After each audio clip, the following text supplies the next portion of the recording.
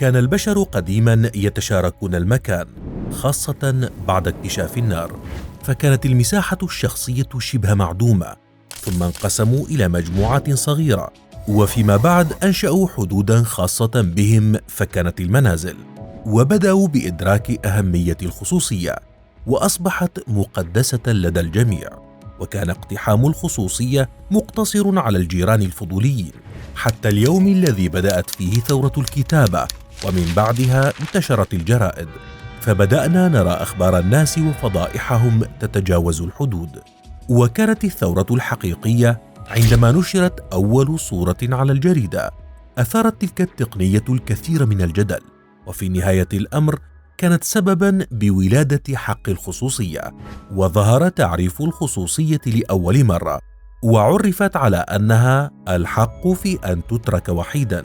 ثم تطورت التعريفات بتطور التقنيات المستخدمة لاقتحام الخصوصية، فلطالما كانت الخصوصية وأخبار الناس السرية تثير فضول العامة، وهذا ما جعل تلفزيون الواقع شهيراً لدرجة لا تصدق، مع العلم أنه لا يوجد ما هو مثير فيه سوى أنه قائم على مراقبة الآخرين ومشاهدة ردود أفعالهم وكيف يتصرفون. ردود الأفعال هذه التي يتوقع الناس أنها كانت ردوداً عفوية، في الحقيقة هي ليست كذلك، حتى ولو حاول أصحابها تصنع الأمر. فيكفي أن يقول لك أحدهم أنك مراقب لتصبح أكثر انضباطاً وإذعاناً. فعندما تعلم أنك مراقب، فإن الأفعال التي تصدر عنك لا تكون نابعة من شخصيتك، وبالتالي لا تكون ردود أفعالك طبيعية، وإنما ردود مفتعلة حول ما يتوقعه الآخرون منك.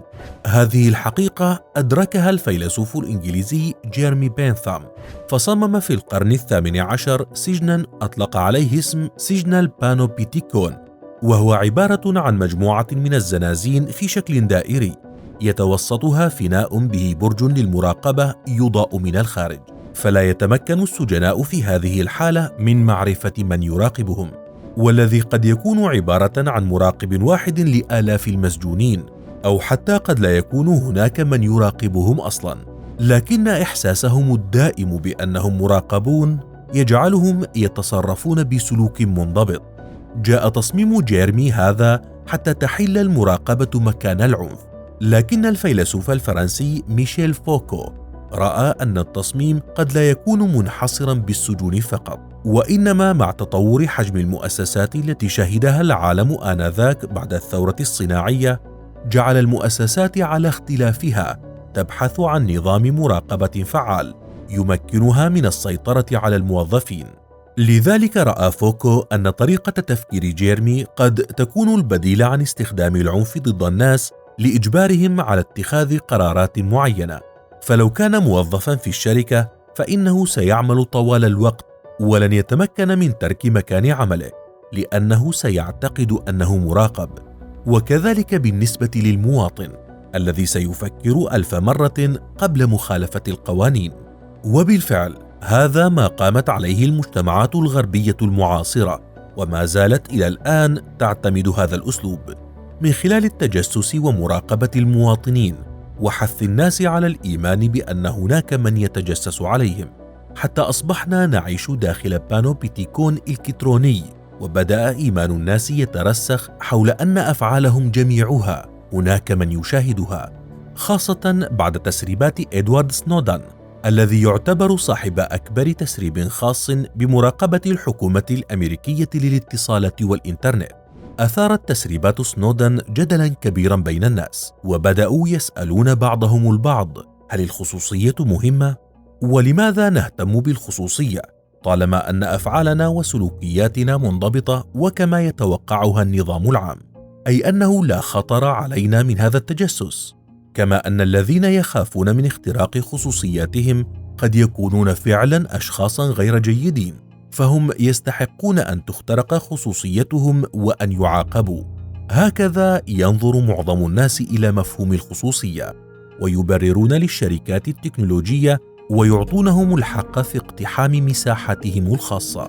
وبهذه الطريقة أيضا تحاول الشركات إيهام الناس، لكن الحقيقة أن القول غير الفعل، في إحدى مقابلات إيريك شميت المدير التنفيذي لجوجل قال: طالما أنت شخص جيد فلن تخاف من اقتحام منتجات جوجل لخصوصيتك. لكن هو نفسه كان قد أمر موظفيه بعدم التحدث إلى إحدى المجلات التي قامت بنشر معلومات خاصة عن حياته كانت قد حصلت عليها من جوجل نفسه. ومارك زوكربيرج أيضا الذي سيطلق الميتافيرس، العالم الذي سيجعل الخصوصية في مهب الريح، قال في إحدى مقابلاته أن الخصوصية لم تعد قاعدة اجتماعية، لكن هو نفسه أيضا قام بشراء 4 منازل عام 2013 بقيمة 30 مليون دولار من أجل أن يتمتع بالخصوصية مع عائلته. هكذا هم الجميع يحاولون في محادثاتهم القول بأن الخصوصية غير مهمة، لكن أفعالهم تتنافى مع ما يقولون. فهناك حديث نجريه مع الطبيب لو علم أحد به قد تحدث كارثة، وهناك أمور يعرفها الصديق لا يمكن أن تعرفها عائلتك، والعكس صحيح. والخصوصية مهمة ليس للأسباب التي ذكرناها فقط، وإنما أيضا لأنها تتماشى مع مبدأ الحرية، ومن خلالها يمكننا أن نحقق الاستقلال الشخصي لأنفسنا، وتسمح لنا بتقييم ذاتنا لكي ننطلق في الحياة. لذلك في المرة القادمة التي يقول فيها أحدهم لك أن الخصوصية غير مهمة، اطلب منه أن يعطيك حساباته على مواقع التواصل وكلمات السر لكي تطلع على ما يتصفحه وما يهمه من أمور، وعندها ستكتشف أن الخصوصية تهمه، وإلا لما أغلق باب غرفته على نفسه داخل منزله.